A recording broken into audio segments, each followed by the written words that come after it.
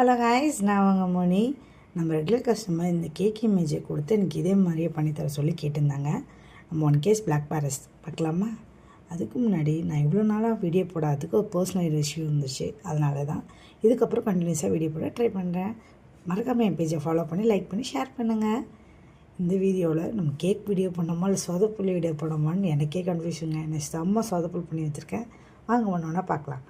First வந்து chocolate ganache ready பண்ணும்போது ஃபுல்லாக சாக்லேட் நிறைய நான் ஊற்றிட்டேன். அதுவே ஒரு ஃபால்ட் ஆகிடுச்சு.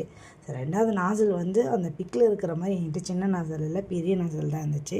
சரி, அந்த நாசில் வச்சு போடலான்னு பார்த்தா ஃப்ளவரே வரல. சரி, எனக்கு வந்து சோதனை என்னடா அப்படின்னு பார்த்துட்டு சரி திருப்பியும் ஃப்ளவரை அதே ட்ரை பண்ணி போட்டேன். ஏதோ ஓரளவுக்கு மேட்ச் பண்ணிப்போன்னு பார்த்தா நடுவில் வந்து ஃப்ளவர் சுற்றி கேப் ஆகிடுச்சு. ஏன்னா வந்து பெரிய நாசில் இல்லை.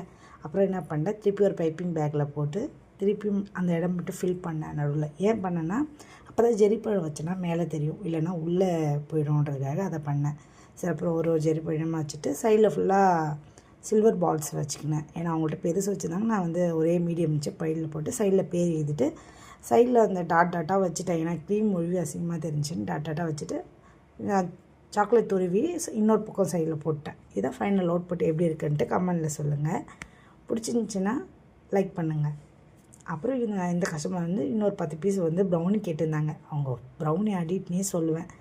அவங்களும் சாப்பிட்டு பார்த்தா ரிவ்யூஸ் ஹாப்பியாக கொடுத்துருந்தாங்க. கடைசியில் அட்டாச் பண்ணியிருக்கேன். பார்த்து எப்படி இருக்குன்னு சொல்லுங்கள். டாடா பாய். நெக்ஸ்ட் வீடியோவில் பார்க்கலாம். இன்னொருத்திக்கு வீடியோவுக்கு சாரி சிஸ்டர் லேட் பண்ணதுக்கு.